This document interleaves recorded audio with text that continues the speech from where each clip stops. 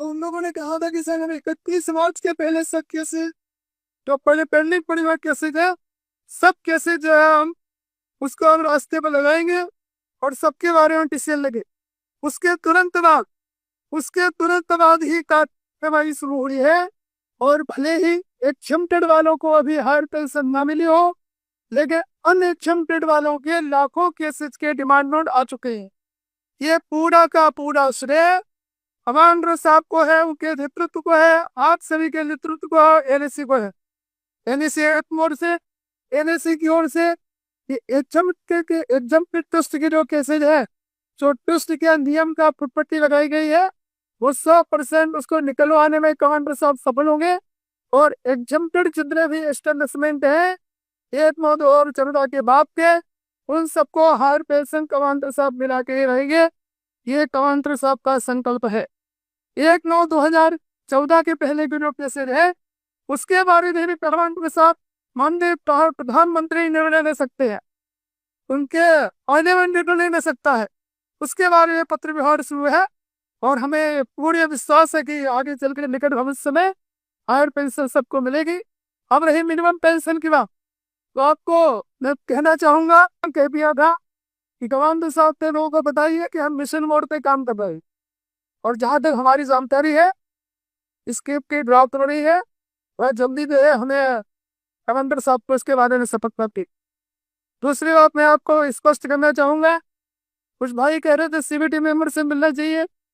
17 तारीख से लेके 19 मार्च के बीच में कमांडर साहब के नेतृत्व में, कमांडर साहब के मार्गदर्शन में हम सभी सीबीटी मेंबर्स को मिल चुके हैं और 32 मंत्रालय के 32 मिनिस्टर्स के मंत्रालय में दिल्ली की टीम ने कमांडर साहब के मार्गदर्शन में 32 मंत्रालयों में अपना निवेदन किया हुआ है।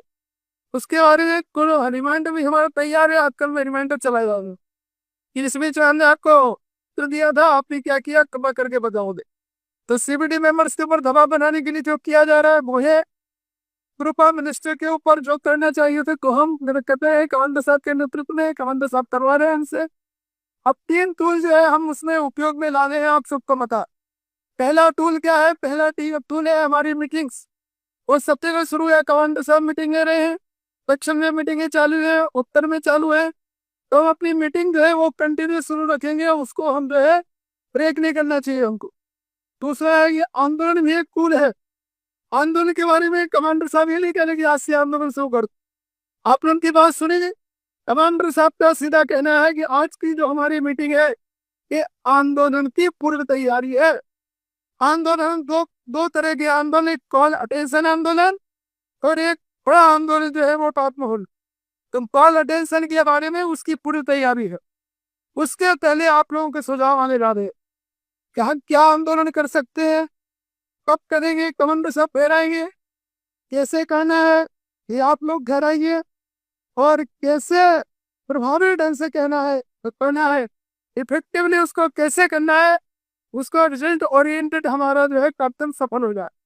यही हमारे नकुल साहब चाहते हैं। सुबह हमारी बात भी उन्होंने कहा कि रिजल्ट ओरिएंटेड चाहिए सर। हमने कहा बिल्कुल, आप अभी बीमारी से उतरे निकले हैं, आप कम बात कीजिए, आपकी वर्षन में बात कर लूंगा। आपसे निवेदन है कि हम जो है रिजल्ट ओरिएंटेड आंदोलन कैसे करें।